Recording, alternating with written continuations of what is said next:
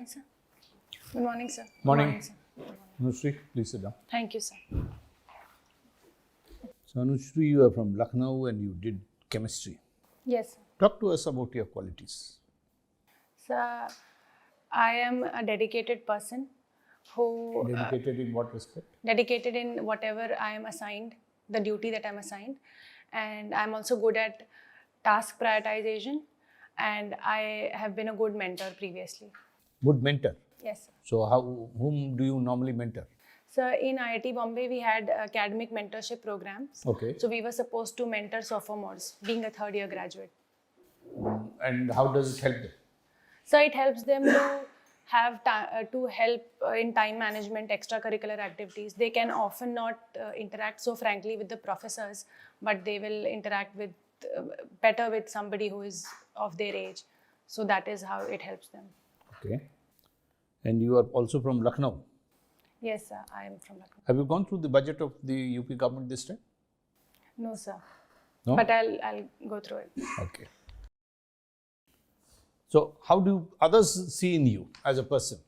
If I were to ask your friends what is so great in Anushri, what would they say? So they would say that I'm straightforward. Okay. I'm quite frank. I don't sugarcoat. I think that is the first primary thing that they'll say. Okay. So most of your friends know that you don't take no nonsense? Most of them. Okay. Good. So Anushri, you did chemistry. Yes, sir. And you chose it as an optional. Yes, sir. Have you heard of quantum chemistry? Yes, sir. So what is quantum chemistry and how is it different from the normal chemistry that we studied?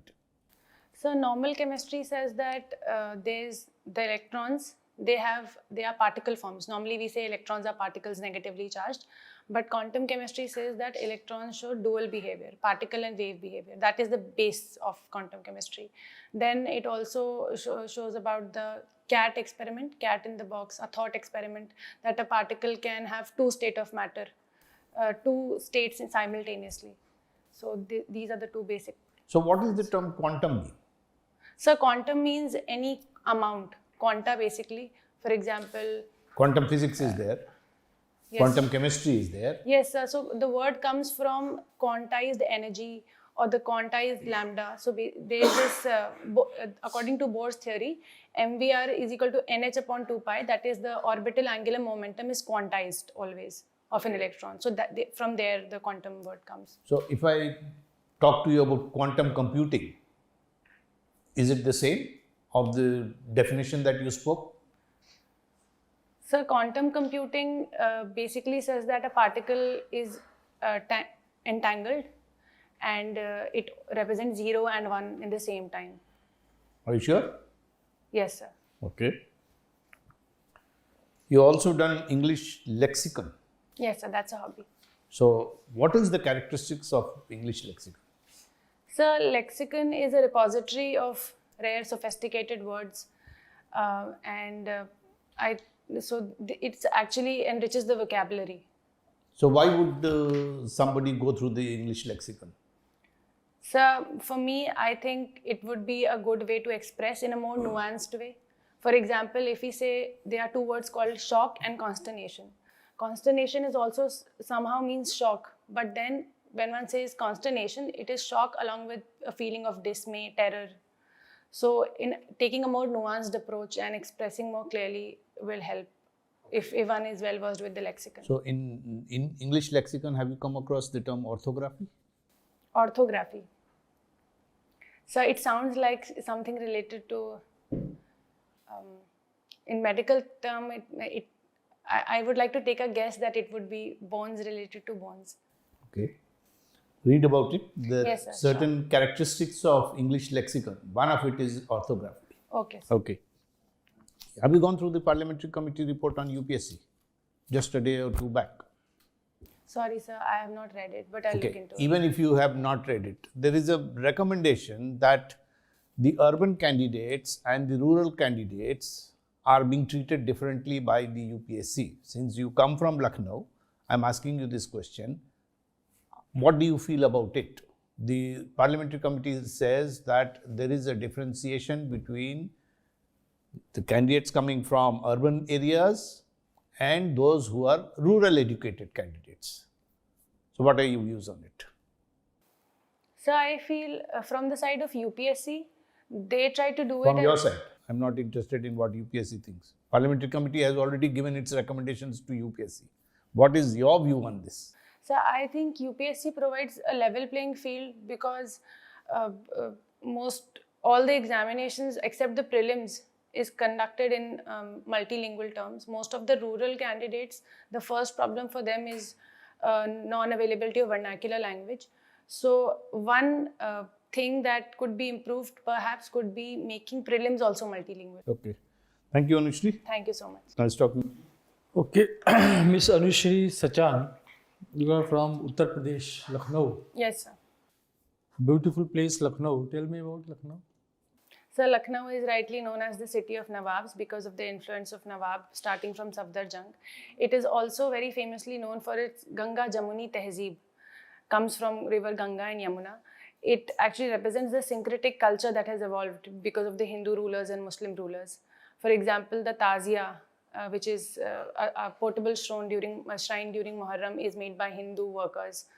The Garara and the cuisine that we have come across, the language of Shairi. So this epitomizes not just the culture but also the Hindu-Muslim unity. Good.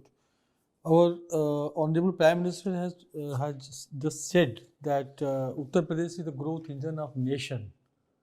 Do you agree with him? Yes, sir, And I how? concur with him because Uttar Pradesh has a huge potential owing to the demographic dividend. It has a population of about 23 crores.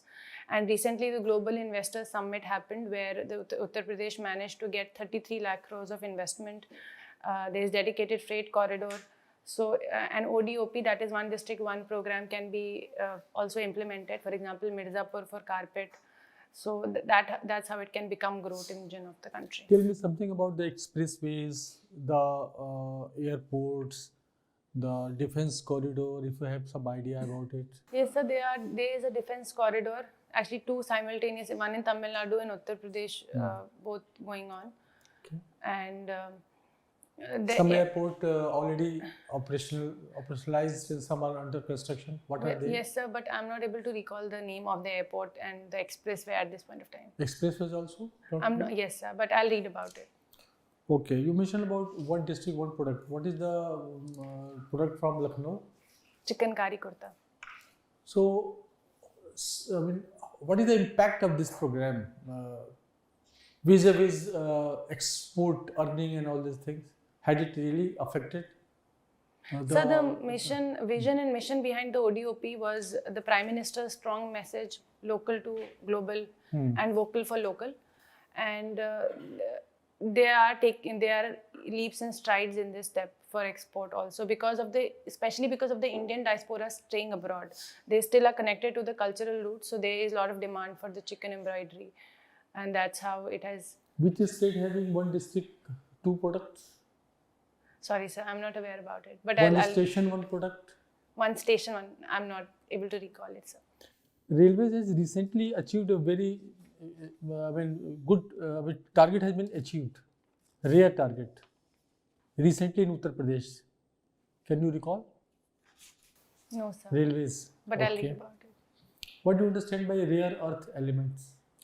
So rare earth elements are the group period 6 and 7 elements. These are a group of 13 elements like lanthanum, cesium, and they are extremely important because they are used in screens, X-ray machines also. But the biggest hindrance right now is that mostly it is imported from China. China has a huge dominance, which is why it makes it vulnerable to supply chain. India also has some. So this is my knowledge of rare. Lithium has been discovered by Geological Survey of India. Which state? Sir, it's present in Riyasi district of Jammu and Kashmir and Mandya district of Karnataka. What do you understand by biotechnology? So biotechnology is where technology is furthered with the help of biological knowledge and the biology that happens in the environment. For example, development of pharmaceuticals with the help of natural products. In fact, this year Nobel Prize in Chemistry was given to a biotechnology called orthogonal reactions also. Biotechnology has helped in creating artificial organs also. Okay, thank you. Thank you, sir. Thank you, sir. Hello, Anushri. Hello, sir. Earlier in the interview, when sir asked you about your characteristics, you said you are a fairly straightforward person and you don't sugarcoat. And you also aspire to be a diplomat. IFS is your second choice. Don't you think diplomat is, completely opposite? They have to sugarcoat a lot of things because they can't be straightforward in lots of issues. So do you think that you can be a good diplomat? So I think our current Minister of External Affairs is a perfect example of somebody who is no nonsense taker. At the same time, he does it in a very diplomatic way. For example, in the recent border crisis, hitherto, that is until now, he was mentioning India-China is abnormal and unusual, but now he said it's quite fragile and dangerous. So I think a diplomat can be somebody who is straightforward. Very right. So also the second aspect that you talked earlier, English lexicon, you said that it gives nuance to the conversation. But I feel that it actually makes something very complex. The language should be as simple as possible. If you are into writing, fair enough. There the nuances are understandable. But in day-to-day conversation, I think the more simpler the communication, the better it is. So I think every coin has two sides. And with the lexicon, there is definitely this downside of it. Given that foreign services is my second choice, I think nuanced approach with a little bit of complexity is required. And there the lexicon knowledge will be. Very right. I think it's going to be very useful in your career as a foreign officer. Good. So you are from IIT Bombay. Controversy is going on regarding caste issue. So can you elaborate what is happening there? So recently, a very, very unfortunate incident of death of one of the chemical engineering graduates happened. He has committed suicide. It was earlier said that there was a caste discrimination, but the internal committee of IIT Bombay said that it was because of his own academic performance. But today only, there is a new turn to the court, to the whole matter. Police has found a suicide note where he has accused one of his classmates, and there's a WhatsApp conversation also. So at this point of time, it's very inconclusive and it's very early to say whether it was caste discrimination or his performance or what kind of altercation happened between the classmate and him. Okay, so you have worked as a mentor. Yes. And have you, when you were engaged in mentoring, come across any such incident where a junior or your mentee had expressed such kind of a concern? So fortunately enough, I haven't come across it, but before assigning the job of mentorship, we are trained to handle such situations. So do you think that caste discrimination actually exists in these institutes? Caste discrimination in a subtle way does take place. Can you elaborate how is that subtle? For example, lot of time asking rank amounts to asking caste. So that is very subtle. Other is physical isolation, not letting them being part of the group. The other form of new type of caste discrimination has been that some children, they justify the other type of reservation like girls reservation in IIT or the EWS, but they're against the other type of reservation left. So these three are primary. So how should we tackle this? What is the approach here?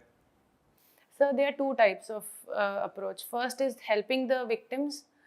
For that, IIT Bombay already has the SC/ST cell. But apart from that, I think there should be a dedicated faculty advisors to these students, so that they could come up with problems of such kind. And there should be also a monthly report on what are the complaints, and it should be displayed how they are resolved. And other is caste sensitization course for everyone as a compulsory credit course. Okay, my last question to you. December 7th, you were born on December 7th. Sir, I beg your pardon. December 7th, Yes, you were born on. Any historical significance of that date? Sir, Pearl Harbor attack happened on December 7th. Yeah. Okay, all right. Nice talking to you. Thank you, sir. You talked about the success of BharatNet. Like BharatNet has done a tremendous job. Please tell us the success of BharatNet? So the BharatNet is a still ongoing project. As far as the success is concerned, we can say that it has deeply... No, the exact number of panchayats that it has penetrated. So I'm not able to recall the number right now. Tell us the recent political developments in Nepal and how will it affect India? So the main government which was guided by Prachand, who is the current Prime Minister, is on the verge of falling. That is what I know as of now.